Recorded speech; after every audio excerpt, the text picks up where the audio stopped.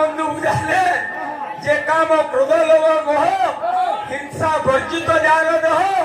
এতে লক্ষণ যার থাই নিশ্চয় বৈষ্ণবটি সেই অক্রোধ বৈরাগ্য জিতেন্দ্রিয় ক্ষমাশীল পরম দয়ালু সর্বগুণরে কুশল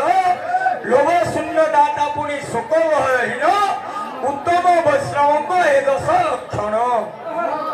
মুই পচাইছে বা আলোচনা করবার লাগি দেইছে কানা তুমি কহুছ কানা হও ছাড়ি দিও